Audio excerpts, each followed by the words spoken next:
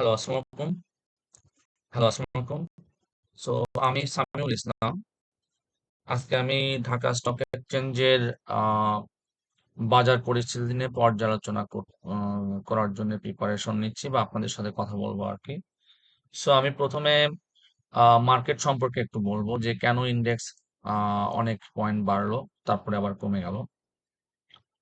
দ্বিতীয়ত হচ্ছে আমি আজকে 11ই অগাস্ট আজকের মার্কেটের লাইক অবজারভেশন, আন্ডারস্ট্যান্ডিং এইগুলো শেয়ার করব। মার্কেট ডিরেকশন এবং ইন্ডেক্স অ্যানালাইসিস করব এবং লাস্টে আমি 2 থেকে 3টা বা 4টা স্টক আপনাদের সাথে শেয়ার করব যেগুলো আমার দৃষ্টিতে পটেনশিয়াল মনে হয়। বাট তারপরেও বলে রাখি যে পুঁজিবাজারের বিনিয়োগ ঝুঁকিপূর্ণ। এখানে বুঝে শুনে অ্যানালাইসিস করে বিনিয়োগ করবেন।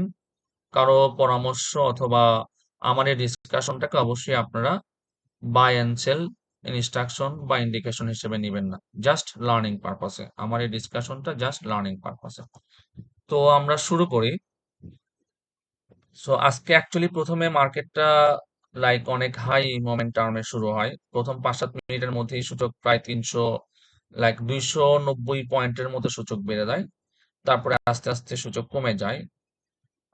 প্রথম ধাপে কমে যাওয়ার পরে আবারও সেটা কমে আসে এবং পরবর্তীতে একটু রিকভার করার ট্রাই করে আর কি। সো এটা হচ্ছে সূচকের পরিস্থিতি। দ্বিতীয়ত হচ্ছে আমরা আমরা যদি টপ 20 শেয়ার দেখি যে আজকে টপ 20 কি কি ছিল। টপ 20 শেয়ার যেগুলো আসলে খুব বেশি বেচা কেনা হয়েছে। প্রথমত গ্রামীণ ফোন। আপনারা জানেন যে পরিবর্তিত পরিস্থিতিতে বাংলাদেশে নতুন গভর্নমেন্ট আসে এবং গভর্নমেন্টের সাথে শেয়ারটার সম্পর্ক ভালো, যে কারণে শেয়ারটা গত 3 থেকে 4-5 দিন পর পর সেলারলেস, অ্যাকচুয়ালি প্রচুর বায়ার কিন্তু সেলার পাওয়া যাচ্ছে না। ব্যাট বিচিও ঠিক একই অবস্থা, পরপর 4 দিন প্রাইস বেড়েছে, যদিও আজকে বায়ার সেলার দুইটাই ছিল, কিন্তু গত 2-3 দিন অ্যাকচুয়ালি সব শেষে শেয়ারটা সেলারলেস ছিল। ব্র্যাক ব্যাংক আছে, খুবই ফান্ডামেন্টালি ভালো শেয়ার, রবি আছে। সো এগুলো টপ 10-এ আছে আর কি। এবং কিছু ব্যাংক আজকে টপ 10-এ আসলে ব্যাংকের প্রাধান্য বেশি। অনেকগুলো bank, BRAC bank, city bank, IFIC, MTB, Dhaka bank, একটু ইসলামী ব্যাংক। তো আজকের লিস্টে ব্যাংকের প্রাধান্য বেশি। ওকে, আমরা সরাসরি ইন্ডেক্সে চলে যাই। অ্যাকচুয়ালি ইন্ডেক্স কি বলে, আমরা গত কয়েকদিন যেমন বলতেছিলাম যে অ্যাকচুয়ালি এই যে মার্কেটের যে ডাউন ট্রেন্ড, এই ডাউন ট্রেন্ডটা আসলে কোনো কারণ ছাড়াই, যেহেতু লাইক বাজারে ততটা ভালো নিউজ ছিল না এবং বাজারটা আসলে অনেক বেশি কন্ট্রোলে ছিল আর কি। লাইক সার্কিট ব্রেকার, পলিসিগত কিছু লাইক কন্ট্রোল, সো বিভিন্ন কারণে বিনিয়োগকারীরা আস্তে আস্তে বাজারের উপর থেকে আস্থা হারিয়ে ফেলতেছিল এবং তারা আসলে সেল দিয়ে বের হয়ে যাচ্ছিল। বাট বাজারটা যে পর্যায়ে গিয়েছিল 5,028 বা সামথিং এখানে গিয়েছিল, তো এর নিচে আসলে শেয়ার কমার সুযোগ নাই। বিকজ আমরা যদি আগের লাইক জায়গাগুলো দেখি, করোনার পরে যেখান থেকে বাজার শুরু হয়েছিল সেটা এখানে, এবং 3,963 থেকে এটা 7,300, অর্থাৎ প্রায় 4,000, 4,000 পয়েন্টের মতো বা 3,500 পয়েন্টের মতো এখানে মুভ করে আর কি। টানা মুভ করে, যদিও মাঝখানে একটু কারেকশন ছিল। এবং তার আগেও যে কারেকশন গুলো ছিল অ্যাকচুয়ালি, যে ডাউন ট্রেন্ড গুলো ছিল, এটা অ্যাকচুয়ালি 2010 সালের ইন্ডেক্স, এখানে 8,669-এর মতো উঠেছিল আর কি। তো এই গত 8-10 বছরে মার্কেটে অনেকগুলো শেয়ার লাইক এসেছে যেগুলো আসলে ইন্ডেক্সে কন্ট্রিবিউট করেছে। পাশাপাশি অনেক শেয়ার বোনাস দিয়েছে, সেগুলো শেয়ার বেড়েছে। সো এই পর্যায়ে এসে বাজারের এমন একটা অবস্থাতে আসলে মানে গত 4 বছরের ভিতরে ম্যাক্সিমাম শেয়ারের প্রাইস লোয়েস্ট পজিশনে ছিল এবং বাজার কমার কোনো সুযোগ ছিল না। ব্যাংকের শেয়ারগুলো সবগুলো ফেসগুলোর নিচে ছিল। ব্যাংকের শেয়ারের ফেসগুলো 10 টাকা, সেগুলো 10 টাকার নিচে চলে যায়, যদিও তাদের আর্নিং ভালো, ডিভিডেন্ড ভালো, তারপরে 10 টাকার নিচে। তো সবকিছু বিচার বিবেচনা করে অ্যাকচুয়ালি আম এই জায়গাতে একটা গুড এন্ট্রি পয়েন্ট ছিল। যারা এই জায়গাতে এই ট্রেন্ডে এন্ট্রি দিতে পেরেছে, তারা আসলে খুব লুক্রেটিভ প্রাইসে শেয়ারগুলো কিনতে পেরেছে। বাট তারপরেও যেহেতু বাজারে এখন মানি ফ্লো ভালো, most important thing trade volume অনেক বেশি। যেখানে বাজারে 400-500 কোটি টাকা লেনদেন খুব কষ্টকর ছিল, আজকে সেখানে বাজারে লেনদেন 2000 কোটি টাকা। সো খুবই ইমপ্রেসিভ।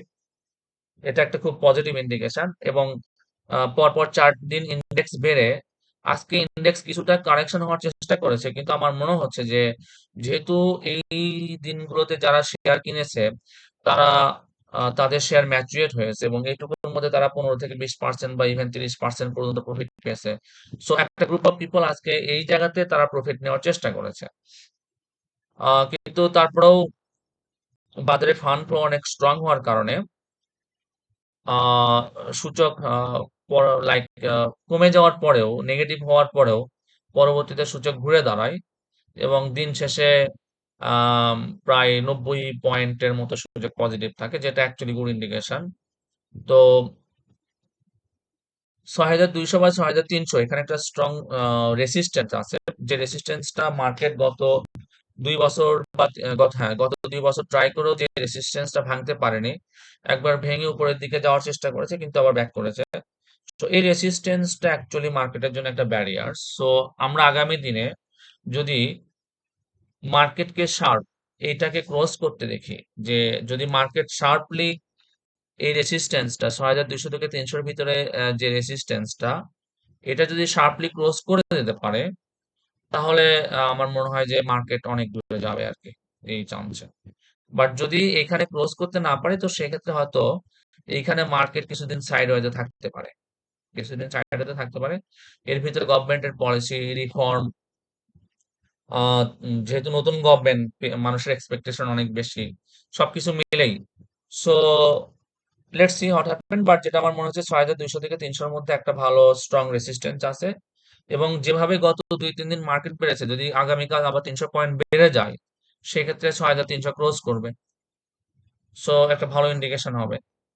বাট যদি না হয়, কি হবে এটা বলা যাবে না, বাট যদি না হয় সেক্ষেত্রে এখানে সূচক কিছুদিন ওঠানামা করতে পারে, কিন্তু ভালো ফান্ডামেন্টাল শেয়ার এবং মার্কেটের ভিতরে শেয়ার লাইক ইনভেস্টর অথবা ট্রেডার পজিশন চেঞ্জ করবে, কিছু শেয়ারের দাম বাড়বে, কিছু শেয়ার কারেকশন হবে, এরকম তো হতে পারে। বাট আমার মনে হচ্ছে যে 2060 সালের আলোকে যদি আমরা ভাবি, সো আমরা আগামীতে like at least for some month আমরা হয়তো একটা পজিটিভ মার্কেট আশা করতে পারি। পুঁজিবাজার যেহেতু এটা আস্থা, বিশ্বাস, হোপ এগুলোর উপরে চলে, আশা এগুলোর উপরে চলে, সো আমরা আশা করতে পারি আর। বাট কি হবে এটা অ্যাকুরেটলি সার্টেনলি কেউ বলতে পারে না, নিশ্চিত করে কেউ বলতে পারে না।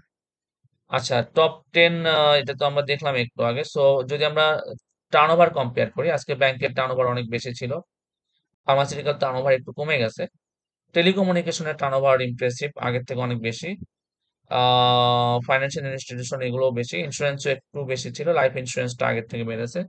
সো আমরা খেয়াল করতে পারি যে যেসব শেয়ার গত, এই যে ইন্ডেক্স 700-800 পয়েন্ট বাড়লো, এর ভিতরে যে শেয়ারগুলোর প্রাইস বাড়েনি বা প্রাইসে খুব বেশি ইম্প্যাক্ট পড়েনি, আমরা সেই শেয়ারগুলো একটু খেয়াল করতে পারি। আমার আসলে আমি গত কয়েকদিন থেকে যে শেয়ারগুলো খেয়াল করি, আমি ব্যাট বেসিস শেয়ারটা গত কয়েকদিন থেকে কথা বলতেছি এবং এই শেয়ারটার একটা ভালো মুভমেন্ট ছিল। আজকে যদি একটু কারেকশন হওয়ার চেষ্টা করেছে, কারেকশন হওয়ার পরেও শেয়ারটা আবার ঘুরে দাঁড়িয়েছে। সো এবং এই শেয়ার এর আগে লাইক 2000 টাকার বেশি ছিল প্রাইস। এখানে সার্কিট ছিল 5900, তো একটা অলরেডি প্রাইস বেড়েছে। But still like people can assess this one. And another একটা শেয়ার আমি যেটা দেখতেছি, এই শেয়ারটা net asset value, net asset value, NAV, এই শেয়ারটার এনএভি খুব ভালো, এনএভি মোর দেন 56। ইপিএসও ভালো, নতুন লিস্টেড একটা শেয়ার, লিস্টেড হওয়ার পরে থেকে কিছুটা প্রাইস বেড়ে আবার ডাউন ট্রেন্ডে আছে।